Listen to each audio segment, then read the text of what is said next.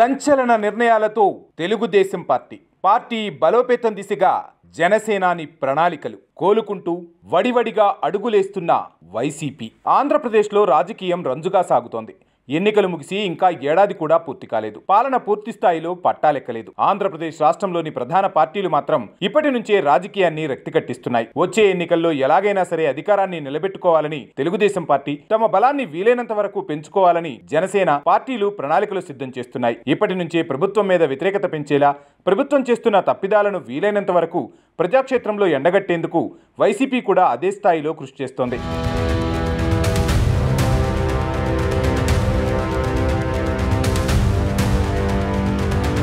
ఈ పరిస్థితుల్లో ఆంధ్రప్రదేశ్ రాజకీయం ఓ రకంగా చెప్పాలంటే ఇప్పటి నుంచే రోడ్డెక్కుతున్న పరిస్థితి కనిపిస్తోంది.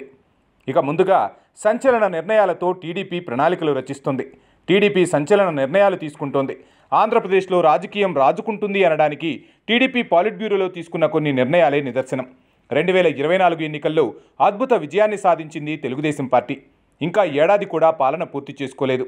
అప్పుడే తెలుగుదేశం పార్టీ పాలిట్ బ్యూరోలో కొన్ని కీలక నిర్ణయాలు తీసుకున్నారు. ఈ ఏడాది మహానాడును కడపలో నిర్వహించాలని టీడీపీ పాలిట్ బ్యూరోలో సంచలన నిర్ణయం తీసుకున్నారు. మహానాడు అంటేనే హైదరాబాద్, విజయవాడ, విశాఖ, రాజమండ్రి, అది లేదంటే తిరుపతి. ఇంతకు మించి వేరే ప్రాంతాల గురించి, వేరే ప్లేసుల గురించి తెలుగుదేశం పార్టీ అస్సలు ఆలోచనే చేయదు. రాష్ట్ర విభజన తర్వాత హైదరాబాదులో మహానాడు నిర్వహణ ఓసారి మాత్రమే జరిగింది.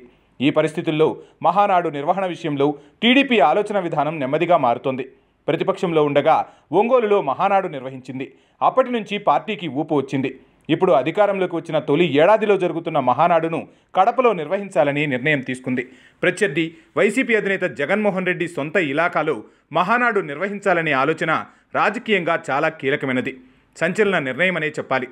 మరోవైపు గత ప్రభుత్వ తప్పిదాలపై, తప్పులు చేసిన వారిపై విచారణ చేపట్టేందుకు ప్రత్యేకంగా ఓ ట్రిబ్యునల్ వేయాలనే నిర్ణయం తీసుకోవడం కూడా అదే స్థాయిలో కాకను పుట్టించే అంశమే. పెద్ద పెద్ద నేతలే కాకుండా జిల్లా స్థాయిలో, మండల స్థాయిలో కూడా కొందరు వైసీపీ నేతలు గత ప్రభుత్వంలో చెలరేగిపోయారనే అభిప్రాయం ఉంది. అలాంటి వారి భరతం పట్టేందుకు ఈ ట్రిబ్యునల్ అనే చర్చ జరుగుతోంది.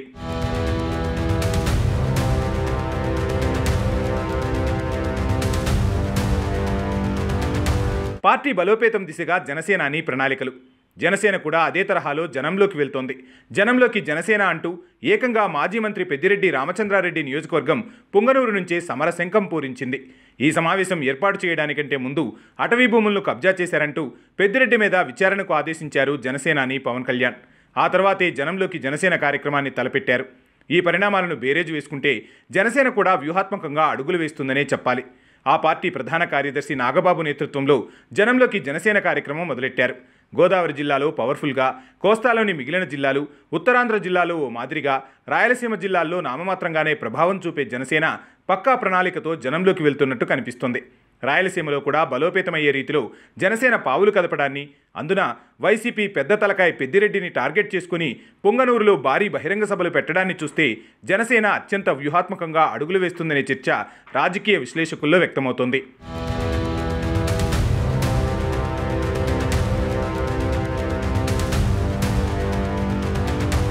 ఇక కోలుకుంటూ అడుగులేస్తుంది వైసీపీ. మరో ప్రధాన పార్టీ వైసీపీ ప్రస్తుతం 11 సీట్లు మాత్రమే ఉన్నా గడిచిన ఎన్నికల్లో 40% ఓట్ షేరింగ్ వచ్చిందనేది వైసీపీ ధీమా. ఆ పార్టీ నుంచి వరుసగా పెద్ద పెద్ద వికెట్లు పడిపోతున్నా ప్రజల్లోకి వెళ్లేందుకు తమదైన స్టైల్లో ప్రణాళికలు సిద్ధం చేసుకుంటున్నారు. దీంట్లో భాగంగా ఫిబ్రవరిలో ఫీజు పోరు నిర్వహిస్తామని చెప్పారు. గత ప్రభుత్వంలో పెండింగ్లో పెట్టిన ఫీజు రియంబర్స్మెంట్ బకాయిలను ఇప్పటికే కూటమి సర్కార్ చెల్లించేసింది. అదే అంశాన్ని పట్టుకుని ప్రజల్లోకి వెళ్లే ప్రయత్నం చేస్తుంది వైసీపీ. దీనికి కారణాలు లేకపోలేదనేది వైసీపీ వాదన. గతంతో పోల్చుకుంటే నారా లోకేష్కు యువత, విద్యార్థుల్లో అమాంతం క్రేజ్ పెరిగింది. పైగా లోకేష్ విద్యాశాఖను తీసుకోవడం ద్వారా యువతను, కొత్త ఓటర్లను ఆకట్టుకునేలా వ్యవహరిస్తున్నారు. సహజంగా యువత తమ వైపు ఉంటారనేది వైసీపీ భావన.